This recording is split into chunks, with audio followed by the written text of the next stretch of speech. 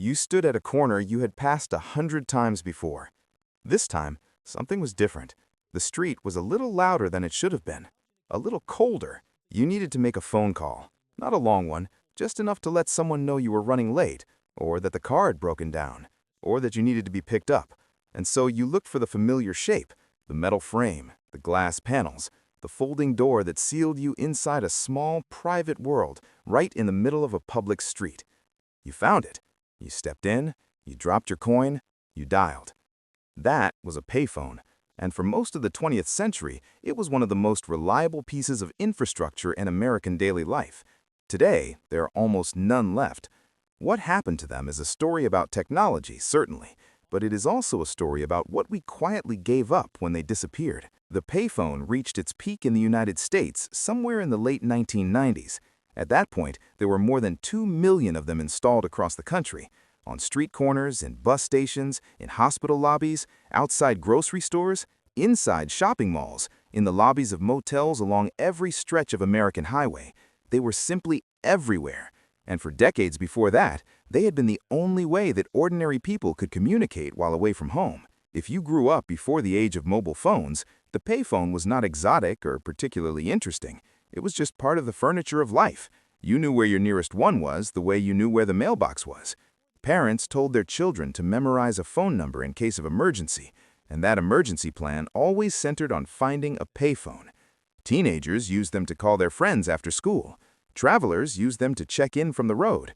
Workers on lunch breaks used them to handle errands they could not manage from inside an office. The payphone existed at the meeting point of privacy and public life.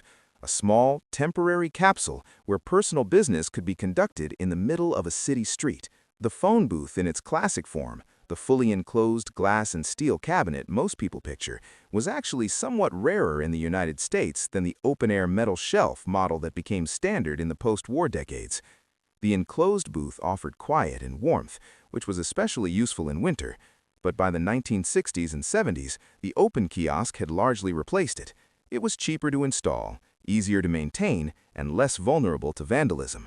AT&T and the regional bell companies managed the network, and for most of its history, a local call cost a dime.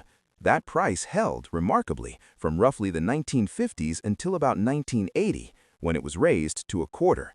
That quarter call remained the cultural reference point that most people carried with them into adulthood, even after the actual cost had climbed higher still. The economics of the payphone were never particularly glamorous. The phone companies maintained the equipment, collected the coins, and kept the lines running. In high-traffic areas like airports, train stations, and busy downtown intersections, the machines could bring in real revenue. In quieter locations, the margins were thin. The network was supported in various ways, and for decades, the regulatory framework of American telecommunications treated the payphone as something close to a public utility. A service that existed not purely for profit, but because citizens needed access to the telephone network regardless of whether they owned a private line. That framework began to crack in 1984 when the federal government broke up AT&T under antitrust pressure. The deregulation that followed opened the payphone market to independent operators, introduced competition, and also introduced instability. Throughout the 1980s and into the 90s, the industry grew more complicated and, in certain ways, more predatory. Long-distance rates were a particular problem. Independent operators could route calls through expensive networks and collect fees that callers never quite understood when they picked up the receiver. Fraud and abuse became common enough that the payphone business developed a tarnished reputation. But none of that is what killed the payphone. What killed it was simpler and more complete than any regulatory failure. Beginning in the mid-1990s, cell phones began moving from a luxury item carried by executives and salespeople into something that ordinary Americans started buying for themselves. By the year 2000, the shift was unmistakable. By 2003 or 2004, it had become a rout. As more people carried phones in their pockets, they stopped using payphones. Revenue dropped. Operators began abandoning their least profitable machines. Cities that had once required a certain number of payphones per block began relaxing those requirements as maintenance costs climbed and usage continued to fall. What followed was a kind of slow erasure. The booths came down one by one, largely without ceremony. A corner that had held a payphone for 30 years would one morning simply not have one. The metal housing would be gone. The concrete base sometimes remained a little longer, a small gray square on the sidewalk where something used to be. By 2010, the 2 million payphones of the late 90s had fallen to perhaps 500,000. By the middle of the following decade, the number had dropped somewhere below 100,000, and it was still falling.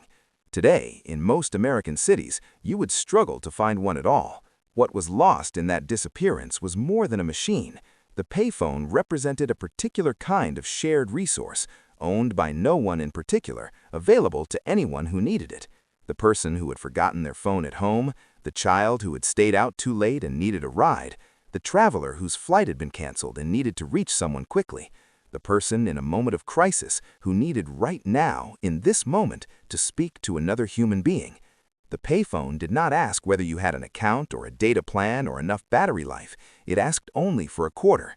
The mobile phone replaced the function, of course, but not entirely and not for everyone. And something about the disappearance of the payphone marked the moment when American public space quietly stopped being designed for people without resources.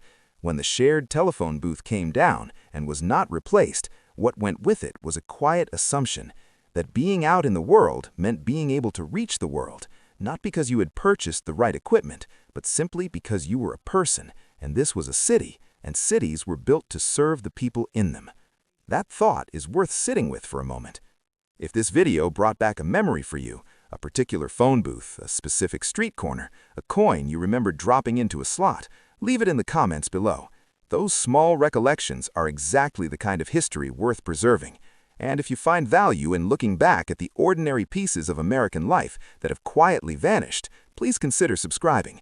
There are many more stories like this one still to tell.